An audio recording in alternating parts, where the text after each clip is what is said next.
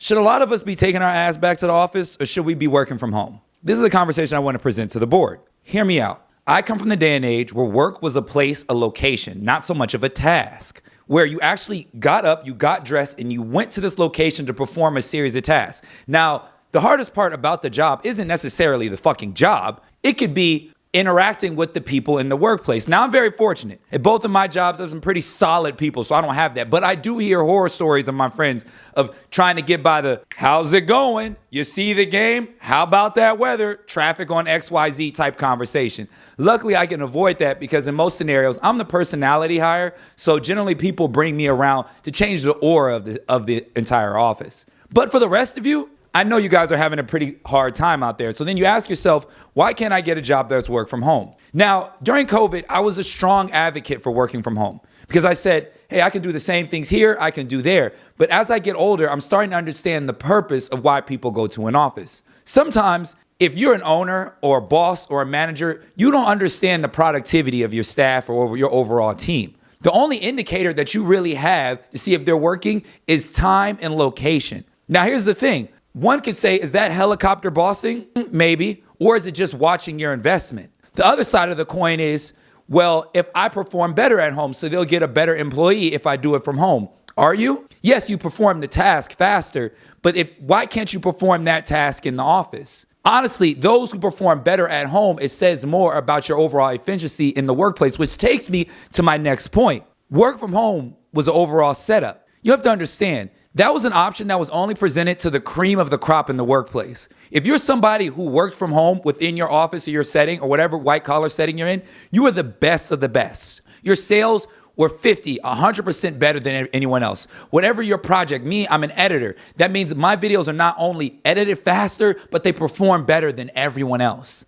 Now, you know if you're of that upper echelon within the workplace, but let me be honest with you here. Most of us are not. Now, here's where things get really tricky as we fast forward out of COVID. Working from home turned us all into independent contractors. Now, that may concern some of you, but for the remainder of us, understand that means you have to perform at a higher clip. Your employment is based off of how you excel rather than how you get by. High school only taught us how to get by on a daily basis. They didn't really teach us how to all be the top echelon of our class.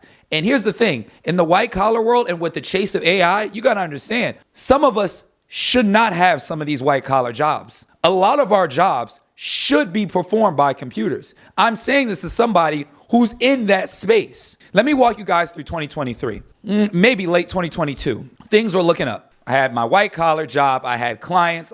Went to my office. I had my own office. Things were booming. I was recording DDS.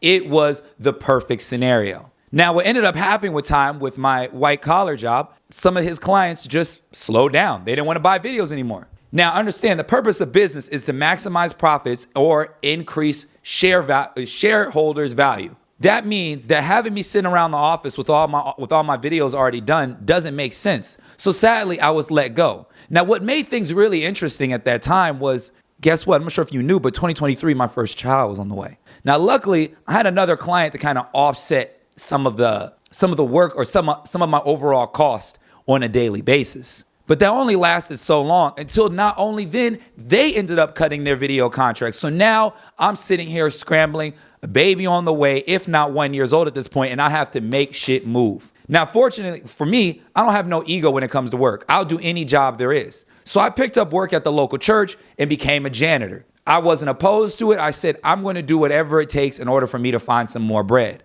From there, I realized that wasn't enough. So I said, I need to find another job, and I ended up being a caretaker. Now, as a caretaker, I was working independently with someone one-on-one where I'll help them get dressed every morning. The relationship developed, and with time, I ended up actually getting good at it because I learned that it's not so much performing the task when you're a caretaker. It's overall just creating relationship. And it's something that social media and my dad and my parents overall taught me. Your character always meets you at the door. People don't always remember what you did, but they'll remember how you made them feel. So I took all those skills and I went into caretaking for a local company named Savita, where I did that for a matter of years.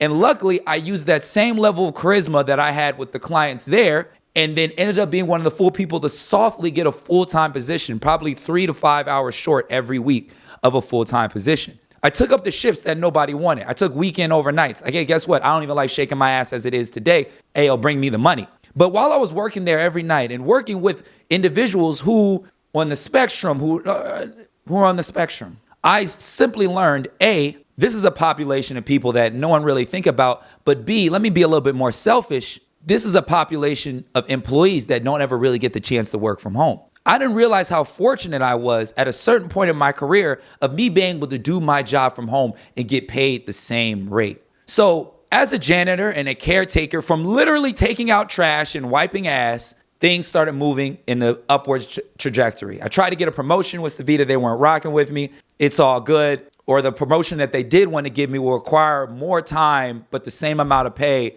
but I couldn't really have any benefits. So it really didn't make sense to me. Anyways, fast forward. Luckily, the job that I originally had ended up calling me back and things started working in an upwards trajectory. And I ended up going back working there and also picking up a job at blank because I'm not supposed to say the other job where I work. It's in my contract, whatever. Don't hate me. It's the job. Don't hate me. Anyways, while I'm working, I realized that, hey, I'm thinking maybe I can do this from home. And then I remembered working from home is a setup. Working from home is an opportunity for employers to realize who they need and who they really don't. You can shake your mouse to make it look like you're busy all day, but trust me, they know if you on bullshit. So for all the millennials out there who are gun-ho about working from home, understand this is a trap. And for my Gen Zs out there, you're not even competing against millennials anymore. You're competing against AI bots. So I ask you, the next time you pick up a position and you pick remote work, understand it's a setup to check your true productivity, but more importantly, they're trying to figure out how to have you replaced